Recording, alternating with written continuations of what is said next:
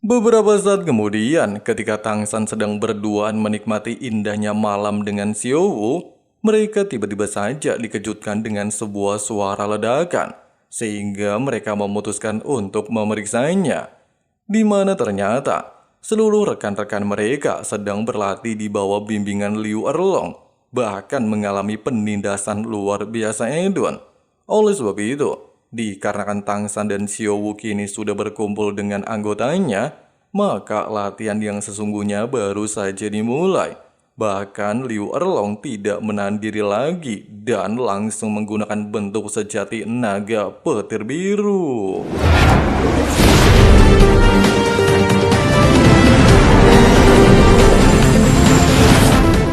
Menyadari Liu Erlong memiliki pertahanan dan serangan luar biasa menakutkan, Tang San lantas meminta Xiao dan Ju Jing mengalihkan perhatian dari jarak dekat dan memanfaatkan dukungan kecepatan dari Ning Rongrong. Sedangkan Ma Hongjun dan Dai Mubai melakukan pengalihan dari jarak jauh, sementara sisanya akan menjadi tugasnya. 九把琉璃塔，记白虎烈光，第三魂技怒火惊雷， 凤凰火线。 Dengan kerjasama luar biasa Edun dan berjalan sesuai dengan rencana yang telah disebutkan Tang San sebelumnya, keenam anggota pada akhirnya berhasil memojokkan Liu Erlong. Bahkan sebelum dia berhasil melepaskan kemampuan kelima, Tang San lebih dulu berhasil menggunakan teknik keempat formasi biru perak untuk menjebaknya.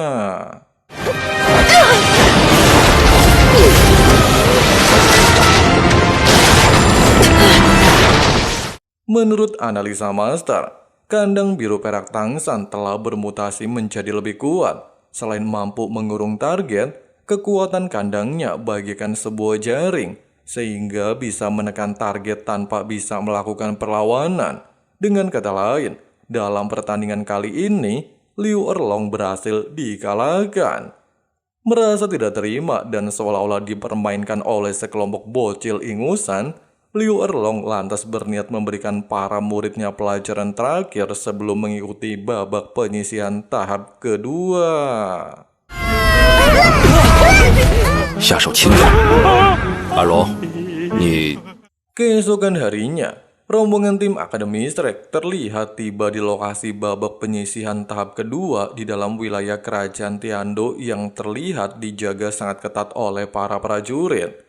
Setelah menunjukkan berkas mengikuti kompetisi, rombongan tim Shrek diantar oleh Jenderal Lucasen menuju kamp peristirahatan selama mengikuti kompetisi. Demi menjaga privasi dan keselamatan para peserta, kompetisi tahap kedua sengaja diadakan di dalam barak militer. Bahkan hanya orang-orang terpilih saja yang bisa menyaksikan jalannya pertandingan. Serta setiap tim akan ditempatkan di lokasi berbeda demi menghindari konflik eksternal. 谢谢罗克森将军。 Tidak berselang lama, Xiu Xinghe dan Ning Fengzi terlihat menghampiri Tang San dan berniat mengunjungi kamp Akademi Shrek. Hanya saja Xinghe meminta Tang San untuk merahasiakan identitasnya sebagai putra mahkota kerajaan dan memanggilnya dengan sebutan kakak. 两位，里面请。 Di tempat ini, Fengzi mengungkapkan kekagumannya terhadap Akademi Shrek. Pasalnya, berkat akademi ini, putrinya mengalami peningkatan sangat besar. Bahkan menurutnya, Master merupakan guru terbaik di seluruh benua saat ini.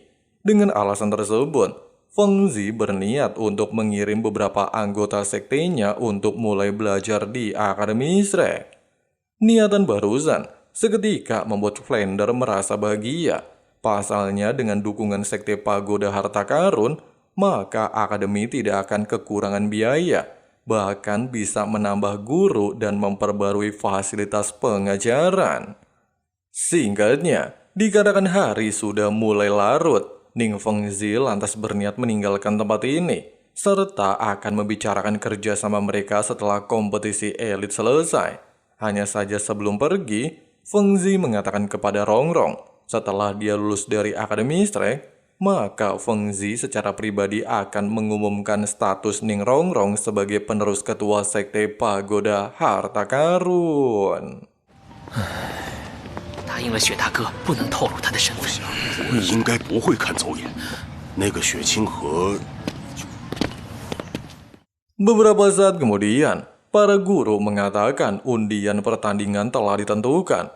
Dalam pertandingan pertama, tim Akademi Shrek akan bertemu tim Akademi Barak, berasal dari Kerajaan Barak dan menjadi salah satu dari 4 kerajaan pengikut Kerajaan Tiando, di mana kompetisi saat ini dibagi menjadi 3 tahapan, babak kualifikasi, babak penyisihan, dan babak final. Setelah melewati babak kualifikasi sebelumnya, telah terpilih 15 tim dari 6 lokasi berbeda dari setiap sudut kerajaan untuk kembali bertanding di babak penyisihan. Kemudian akan dipilih 5 tim terbaik untuk maju ke babak final. Dikatakan, Akademi Shrek saat itu merupakan bagian dari Kerajaan Barak ketika masih berada di kota Souto. Namun ketika mendapatkan slot mengikuti kompetisi, hak mereka diambil oleh keluarga bangsawan. Itulah yang membuat Qin Ming tidak pernah bisa mengikuti kompetisi selama berada di Akademi Shrek. Kemudian Master menjelaskan aturan kompetisi yang sangat berbeda dari sebelumnya.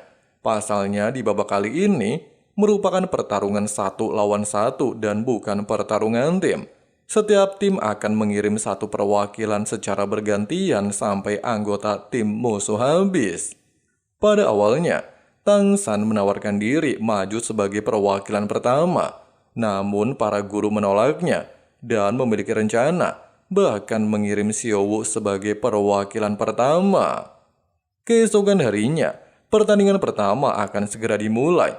15 tim yang akan mengikuti kompetisi juga telah berada di arena pertandingan.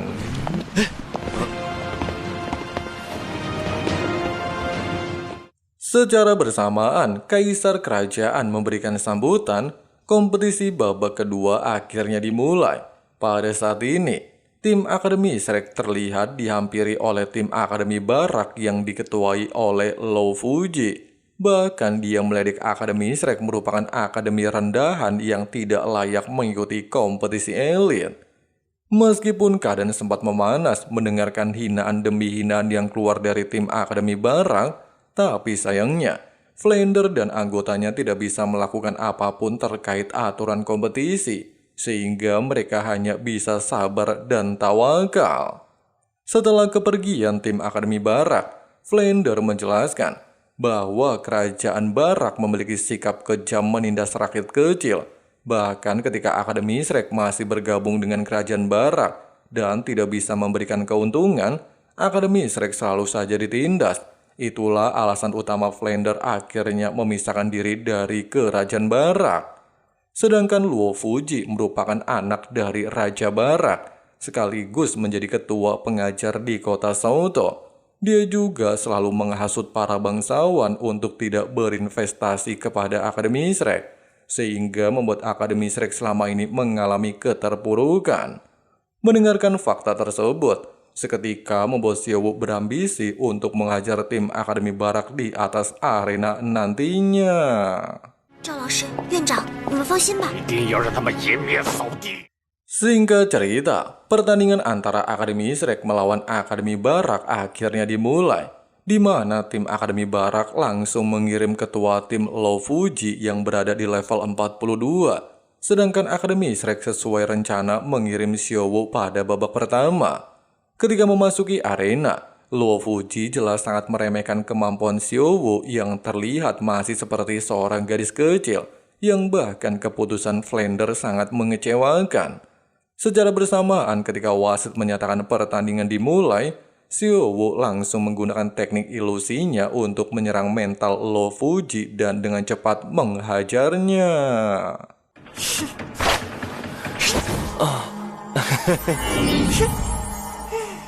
Di bawah teknik ilusi dan kecepatan yang ditunjukkan Xiaowu, Luo Fuji benar-benar tidak memiliki kesempatan melakukan serangan balasan.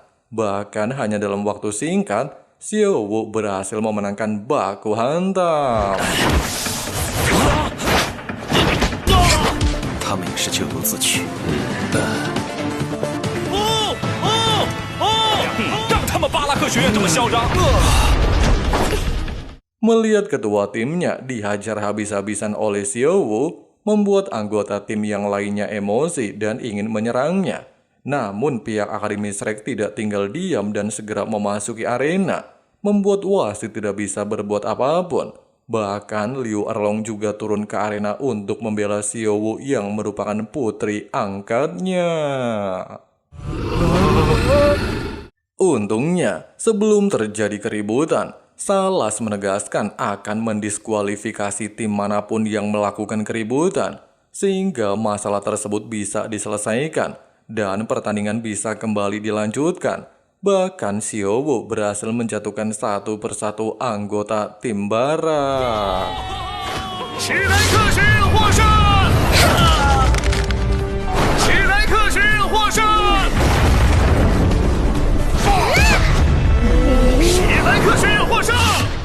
Sampai akhirnya di pertandingan kelima, Xiaowu harus menghadapi master tipe kontrol dari tim barak yang memiliki level 41 dan memiliki roh pelindung tipe tumbuhan. 第一魂技， Dalam momen seperti ini, kejadian mengejutkan tiba-tiba saja terjadi, di mana ada sebuah barrier melindungi Xiaowu dari teknik musuhnya. Hal tersebut diketahui berasal dari bunga patah hati. Pasalnya, dikarenakan musuhnya menggunakan atribut tanaman, maka secara otomatis bunga patah hati bereaksi memberikan perlindungan kepada Xiaowu dan menganggap serangan musuh tersebut adalah ancaman. Meskipun hal seperti ini dianggap melanggar aturan menggunakan kekuatan eksternal, tapi untungnya tidak ada yang mengetahui masalah tersebut kecuali King Tangsan.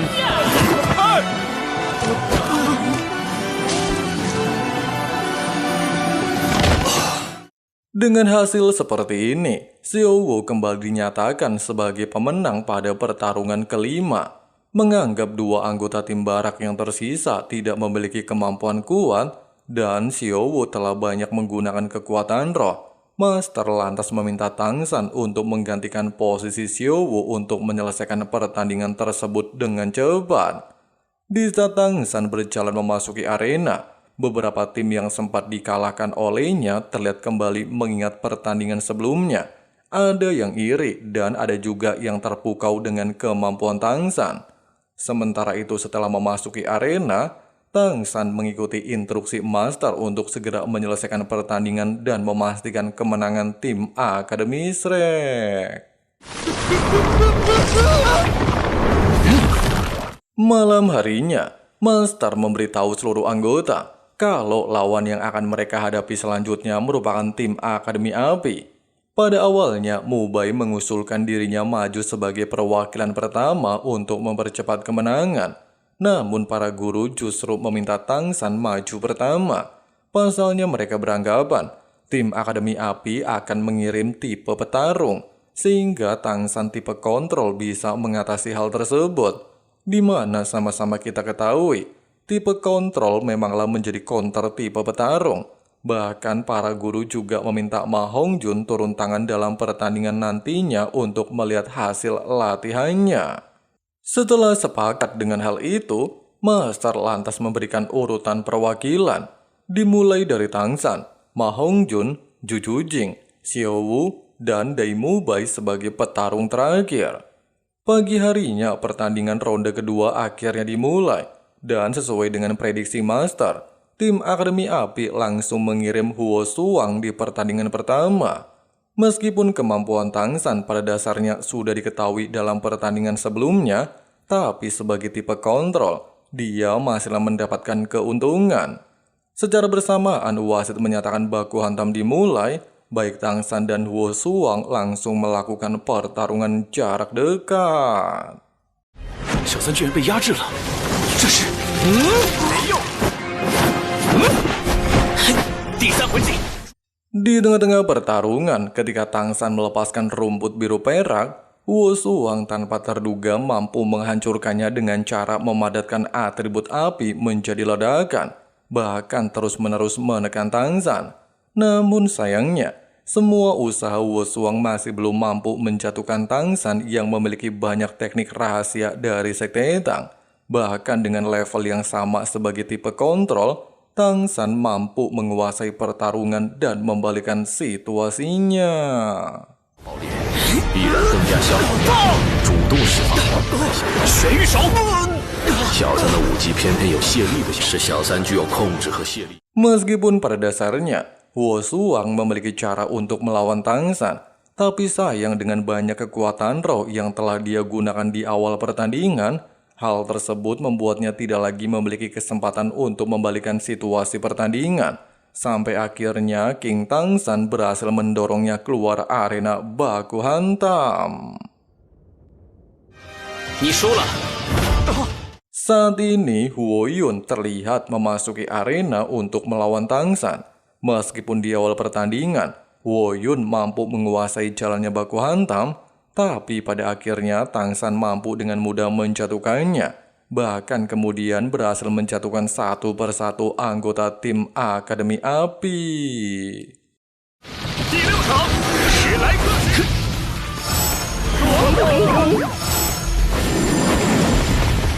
Hingga akhirnya Huo Wu maju sebagai perwakilan terakhir tim Akademi Api. Ketika dia memasuki arena, beberapa tim dari 5 elemen terlihat bergosip serta mengatakan tim Akademi Api sangat lemah. Pasalnya 6 anggota bisa dikalahkan oleh 1 orang. Bahkan orang tersebut hanya memiliki roh pelindung rumput biru perak. Gosip penghuni Facebook barusan semakin membuat Huo Wu yang notabene membenci Tang San semakin emosi. Bahkan bertekad menghabisi Tang San dalam pertandingan kali ini demi membalikan nama baik akademinya. Sementara itu, meskipun Tang San telah menghemat kekuatan rohnya dalam 6 pertandingan sebelumnya, tapi nyatanya kekuatan spiritualnya telah digunakan sebanyak 70%, sehingga menjadi kesulitan baginya menghadapi Huo Wu, seorang master tipe kontrol dengan level yang sama. Ketika pertandingan dimulai, Tang San sempat melakukan inisiatif menyerang, tapi Huo Wu mampu memblokirnya dengan mudah dan menyerang balik Tang San secara bertubi-tubi. 擂台的直径只有100米，他的魂技释放时间变快了。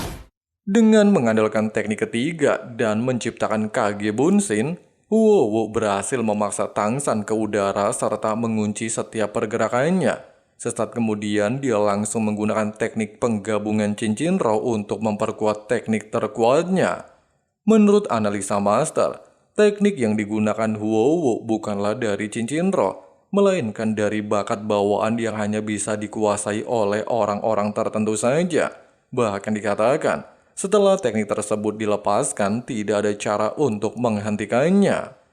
Tidak memiliki cara lain, Tang San lantas secara sengaja menarik tubuh Huo Wu mendekatinya, sehingga mereka berdua sama-sama berada di area serangan, serta meminta Huo Wu untuk membatalkan tekniknya. Sayangnya, Huo Wu menolaknya. Pasalnya dia bertujuan untuk mengalahkan Tang San apapun konsekuensinya. Merasakan tekad dalam diri Huo Wu seketika membuat Tang San menjadi iba, sehingga dia menukar posisi serta menjadikan tubuhnya sebagai tameng untuk melindunginya. 是一个值得尊敬的对手。唐僧不要命了！小三，什么？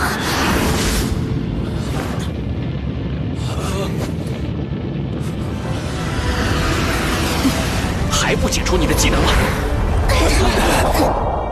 Setelah ledakan menghilang, Huo Wu terlihat duduk tanpa luka sedikit pun, sementara King Tang San tergeletak dan terluka cukup parah, serta tidak bisa melanjutkan pertandingan, sehingga wasit menyatakan Huo Wu memenangkan pertandingan ke-7. Namun dikarenakan dia telah kehabisan kekuatan roh pasca menggunakan teknik penyatuan cincin roh, Huo Wu lantas mengakui kekalahan dan tidak bisa melawan perwakilan tim Akademi Shrek. Dengan begitu, tim Shrek kembali dinyatakan sebagai pemenang pertandingan ronde kedua ini. Setelah pertandingan berakhir, meskipun Tang San tidak sadarkan diri, tapi dengan fisiknya yang tangguh, tim dokter menyatakan Tang San tidak mengalami luka permanen. Namun mereka menyarankan Tang San untuk beristirahat dalam beberapa pertandingan. Tidak berselang lama, Huo Wu bersama seluruh anggotanya terlihat mendatangi camp Akademi Shrek untuk melihat kondisi Tang San. Namun sayangnya, niat baik tersebut ditolak mentah-mentah oleh anggota tim Akademi Shrek. Bahkan mereka menyalahkan Huo Wu atas musibah yang dialami Tang San, sehingga semakin membuat Huo Wu merasa sangat bersalah atas kejadian sebelumnya. Tidak berselang lama, Xiao Wu juga akhirnya menunjukkan diri dan meminta mereka untuk meninggalkan tempat ini. Keesokan harinya, tim Akademi Shrek kembali memenangkan 3 ronde secara beruntun meski tanpa adanya Tang San dalam daftar perwakilan.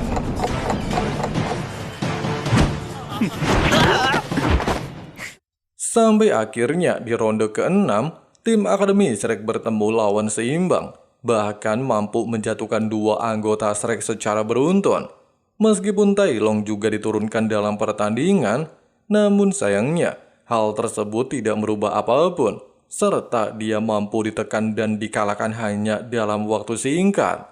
Dijelaskan, tim lawan berasal dari Kerajaan Botani, salah satu dari 4 kerajaan pengikut Kerajaan Tiando. Bahkan dikatakan, tim tersebut memiliki 3 Master tipe kontrol yang berada di atas level 40. Semua anggota diketahui memiliki roh pelindung tipe tumbuhan. Terlebih lagi, tanpa adanya Tang San sebagai tipe kontrol, maka tim Akademi Shrek sangat dirugikan dalam babak ini. Tidak lagi memiliki pilihan, Master pada akhirnya menurunkan Ma Hongjun sebagai perwakilan keempat, sekaligus menjadi ajang pertama Ma Hongjun selama kompetisi elit berlangsung. Jelas saja, melihat postur tubuh Ma Hongjun, seluruh orang justru meremehkannya. Waduh. 这胖子居然是魂宗！一起不碰，刺。 Anggapan seluruh orang sebelumnya langsung terbungkam ketika mengetahui Ma Hongjun sudah berada di level 40, serta memiliki roh pelindung ponik api. Di saat wasit menyatakan ribut dimulai, Ma Hongjun dengan gila langsung melakukan serangan.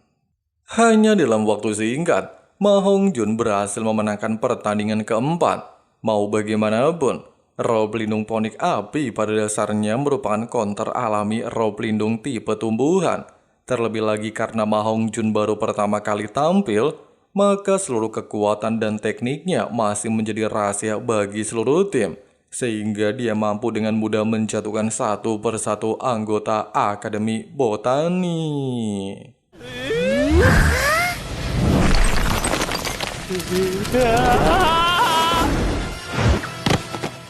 Sampai akhirnya di pertandingan ke-6, Ma Hongjun bertemu dengan kapten tim musuh level 44. Bahkan dia memiliki kemampuan duri api yang kebal terhadap api.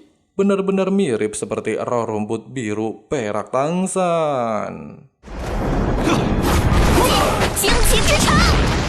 Meskipun pada dasarnya musuh benar-benar memiliki ketahanan api, namun di bawah gempuran ponik api, ketahanan tersebut lambat laun menjadi berkurang.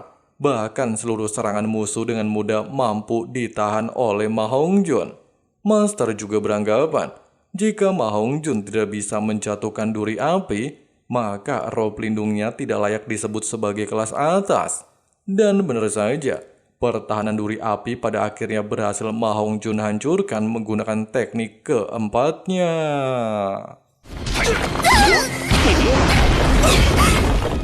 Dengan kekalahan kapten tim musuh, serta hanya tersisa satu anggota Akademi Botani, mereka pada akhirnya mengakui kekalahan. Pasalnya beranggapan tidak memiliki peluang untuk menang melawan Ma Hongjun. Dengan begitu, Ma Hongjun bisa dianggap berhasil memenangkan 7 pertandingan secara beruntun dan memastikan kemenangan untuk tim Akademi Shrek. Setelah pertandingan berakhir, Huo Wu secara pribadi menghampiri tim Akademi Shrek dan mengajak Tang San untuk berbicara empat mata. 你要相信，是你的信任是彼此情感的基础。那害得小三还不够吗？ Di tengah-tengah perjalanan, Xiao Tian tanpa sengaja melihat cewek incarannya sedang berjalan bersama Tang San, sehingga menimbulkan perasaan cemburu di hatinya dan memutuskan untuk mengikuti mereka menuju sebuah tempat.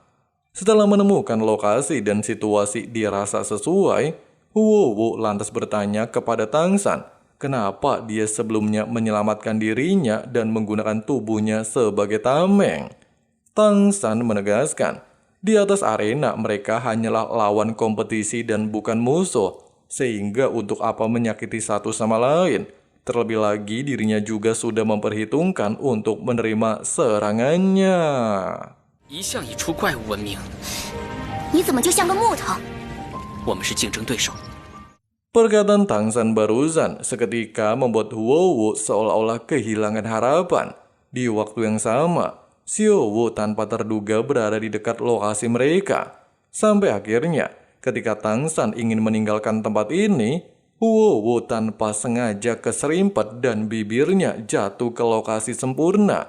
Parahnya lagi, Xiaowu tanpa sengaja melihatnya, tapi bukannya marah, melainkan juga pengen cipokan sama Tang San. Waduh, bocil FM.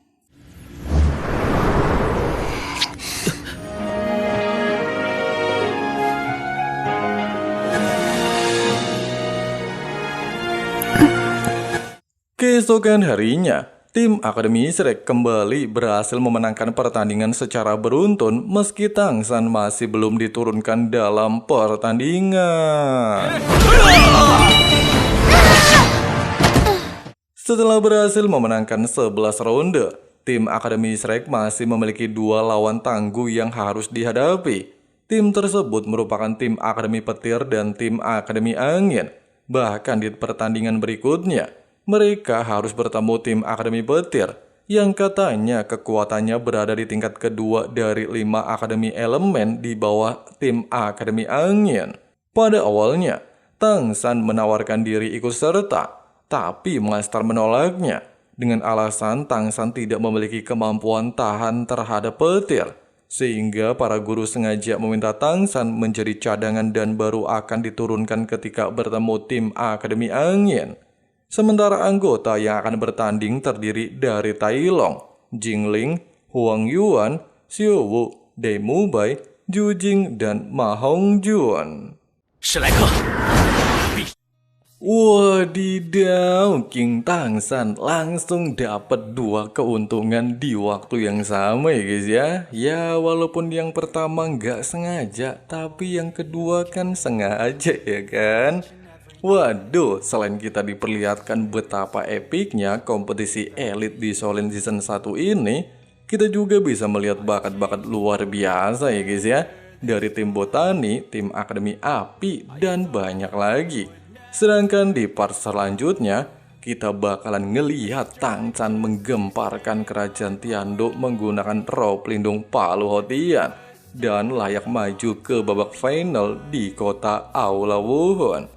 So, buat teman-teman yang pengen nyimak alur cerita nostalgia versi Abang Frank, langsung aja klik subrek dan nyalain juga tombol loncengnya ya guys ya, supaya teman-teman gak ketinggalan updatean videonya. Makasih banyak buat teman-teman yang udah nonton sampai habis. Di sini Abang Frank undur diri dulu.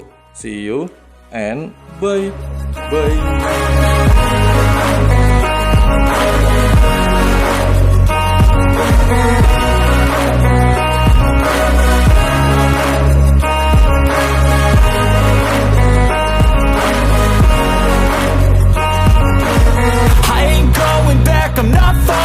I'll push all my chips and call all in. I'll bet on myself, you keep stalling. I hear destiny and it's calling. I'll keep my head up high through the downs and lows. And where I'll go in life, still nobody knows. But I'ma choose what's right and take what comes and goes. And ain't no one in life holding me back no more.